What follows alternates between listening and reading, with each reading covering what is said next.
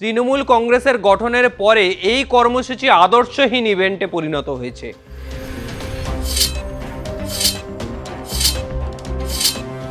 প্রকৃত সত্য জানার অধিকার পশ্চিমবঙ্গের মানুষের রয়েছে। সেই 21শে জুলাইয়ে আবার কি কংগ্রেসকে সাথে নিয়ে বা কংগ্রেসের সাথে মমতা ব্যানার্জি? মমতা বন্দ্যোপাধ্যায় এবং রাহুল গান্ধী একযোগে এই শহীদ স্মরণ অনুষ্ঠান করছেন।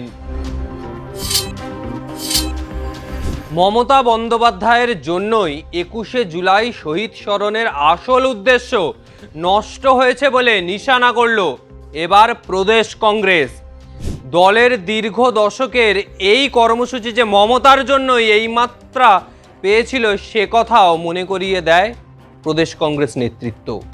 তবে কংগ্রেসের তরফে তৃণমূল সরকারের মন্ত্রী তথা তৎকালীন বাম আমলের স্বরাষ্ট্র সচিব মনীশ গুপ্ত, যার নির্দেশে গুলি চালানো হয়েছিল, তার ফাইল প্রকাশের দাবি জানিয়েছে প্রদেশ কংগ্রেস নেতৃত্ব।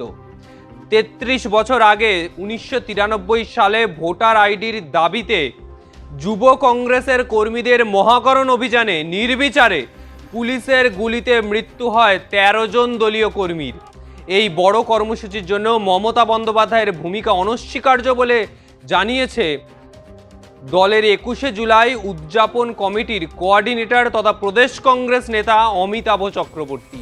একটি বিবৃতিতে একই সঙ্গে তিনি বলেছেন, তৃণমূল কংগ্রেসের গঠনের পরে এই কর্মসূচি আদর্শহীন ইভেন্টে পরিণত হয়েছে, যা কংগ্রেসের মূল ভিত্তির পরিপন্থী।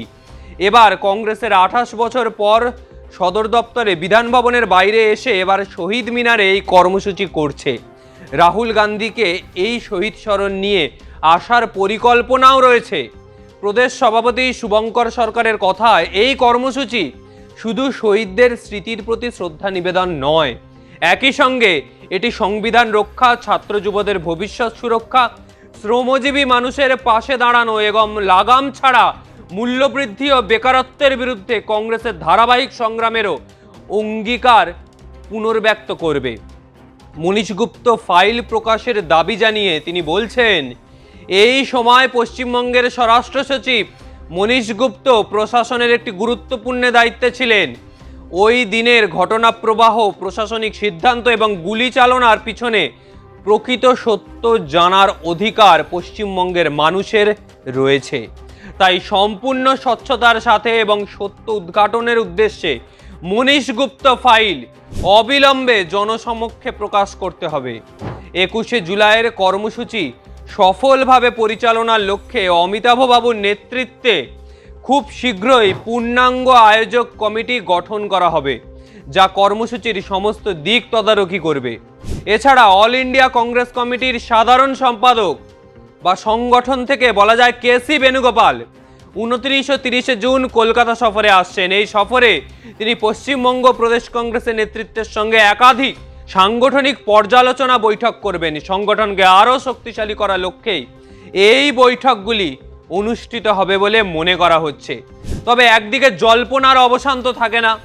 মমতা বন্দ্যোপাধ্যায় যে 21শে জুলাই কংগ্রেসের থেকে হাইজ্যাক করে তৃণমূল কংগ্রেসে পালন করে এসছে দীর্ঘদিন, কখনো ব্রিগেডের মাঠ, কখনো ধর্মতলা ভিক্টোরিয়া হাউসের সামনে, সেই 21শে জুলাইয়ে আবার কি কংগ্রেসকে সাথে নিয়ে বা কংগ্রেসের সাথে মমতা ব্যানার্জি হাঁটবেন? এখন সেটাই দেখার, কারণ একটা জল্পনার অবসান কিছুতেই তো হচ্ছে না। একটা খটকা কোথাও গিয়ে যেন থেকে যাচ্ছে। মমতা বন্দ্যোপাধ্যায়ের এই শহীদ স্মরণে শহীদের মঞ্চে রাহুল গান্ধী থাকবেন না তো? কোথায় দেখতে পাওয়া গেল মমতা বন্দ্যোপাধ্যায় শহীদ স্মরণে শহীদ দিবসে 21শের মঞ্চে উঠলেন আর পাশে বসে রয়েছেন রাহুল গান্ধী। রাহুল গান্ধী এসে মমতা বন্দ্যোপাধ্যায় এবং রাহুল গান্ধী একযোগে এই শহীদ স্মরণ অনুষ্ঠান করছেন। তখন বাংলার রাজনীতির যে চোরা স্রোত এতদিন মাটির তলা দিয়ে বইছিল, সেই চোরা স্রোত খরস্রোতা নদীতে পরিণত হবে। বাংলার রাজনীতিতে কংগ্রেসের সাথে মমতা ব্যানার্জির যে সম্পর্ক এত বছর ছিল 1998 সাল পর্যন্ত, সেই সম্পর্ক একটা সময় এসে তিক্ততায় পরিণত হয়। ক্ষমতায় আসার পর কংগ্রেস ভাঙিয়ে নিজের তৃণমূল কংগ্রেসকে আরও শক্তিশালী করেছিলেন মমতা ব্যানার্জি। সিপিএমকে ভাঙিয়েছেন, কংগ্রেসকে ভাঙিয়েছেন, এসইউসিআইকে ভাঙিয়েছেন, প্রতিটি রাজনৈতিক দল ভাঙিয়ে আজকে মমতা বন্দ্যোপাধ্যায়ের তৃণমূল কংগ্রেস। ফলে যারা না ঘরকা না ঘটকা তারা তো চলে যাচ্ছেই। যারা একসময় কংগ্রেসে থেকে আন্দোলন করেছিলেন তারপর আবার তৃণমূলে আসলেন, তারাই কিন্তু আজকে দলবদলুর তকমা পাচ্ছে। ভেবে দেখুন, মদন মিত্র দীর্ঘদিন ধরে মমতা ব্যানার্জির সাথে লড়াই করেছিলেন, তৃণমূলে আসলেন এবং তৃণমূলে থেকে গেলেন। এছাড়াও শোভনদেব চ্যাটার্জি, তিনিও ছিলেন আন্দোলনে, তিনিও থেকে গেলেন।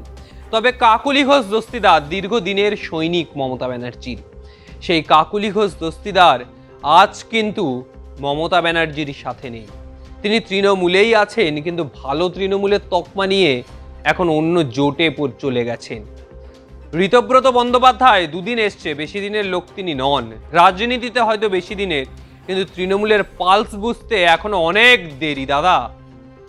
ঋতব্রত এখন ভালো তৃণমূলের নেতা, বিরোধী দলনেতা ভালো তৃণমূলের। যে দিদির হাত মাথায় রেখে বিধানসভা নির্বাচনে জিতলো এই ঋতব্রতরা, আজ তারাই কালীঘাট থেকে বেরিয়ে ভালো তৃণমূলের তকমা নিয়ে বিধানসভায় বসছে। থেকে গেল কুণাল ঘোষ, থেকে গেল মদন মিত্র, থেকে গেল শোভনদেব চ্যাটার্জি। অর্থাৎ পুরনো চাল কোথাও গিয়ে যে ভাতে বাড়ে সেটাই স্পষ্ট হলো। যে পুরনো দিনের যে সৈনিকরা, যারা এতদিন মমতা ব্যানার্জির সাথে কাঁধে কাঁধ মিলিয়ে লড়াই করেছিলেন, এই কম্পাউন্ডার কালচার যতদিন তৃণমূলে আসেনি ততদিন পর্যন্ত যারা লড়াই করাটা কাকে বলে সেটা দেখিয়েছিলেন তৃণমূলে থেকে, আজ তারাই কিন্তু তৃণমূলের সাথে থেকে গেছেন। যারা চলে যাওয়ার তারা চলে যাবেন, যাদের থাকার নয় তারা চলে যাচ্ছেন, তারা আগামী সময়েও এইভাবেই চলে যাবেন। দুদিন পর যদি দেখেন যে ভারতীয় জনতা পার্টির সরকার আর নেই, বিজেপির সরকার আর নেই, তখন এদেরই দেখবেন যে নতুন সরকার আসছে তাদের পিছনে হাঁটা লাগাতে। ভারতীয় জনতা পার্টির ছত্রছায়া থেকে বেরিয়ে তাদের পিছনে হাঁটা লাগিয়ে দেবেন এরাই। ফলে বাংলার রাজনীতি যে অতটা সহজ নয়, বাংলার রাজনীতি যে এক অন্য খাতে বয় সেটা প্রতি মুহূর্তে স্পষ্ট হয়ে যায়। বাংলা উত্তরপ্রদেশ বা বিহার নয়, বাংলা বাংলাই। ফলে বাংলার রাজনীতি যে কোনো মুহূর্তে পট পরিবর্তন ঘটতে পারে।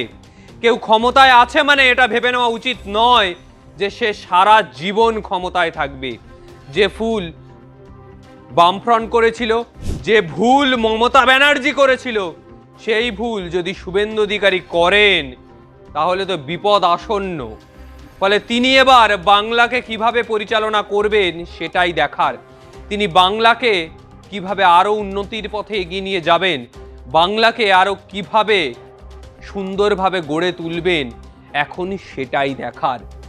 বিজেপির হানিমুন পিরিয়ড শেষ হলে বোঝা যাবে কিভাবে তিনি কাজ করছেন, কিভাবে তিনি আগামী সময়ের বাংলাকে এগিয়ে নিয়ে যাবেন। ফলে আজকের মতো বিদায় নিচ্ছি। ভিডিওটা ভালো লাগলে অবশ্যই লাইক কমেন্ট করুন, চ্যানেলটি সাবস্ক্রাইব করুন, আপনার মতামত জানান। আগামী সময় আর কোন কোন বিষয়ে ভিডিও দেখতে চান অবশ্যই জানাবেন। নমস্কার।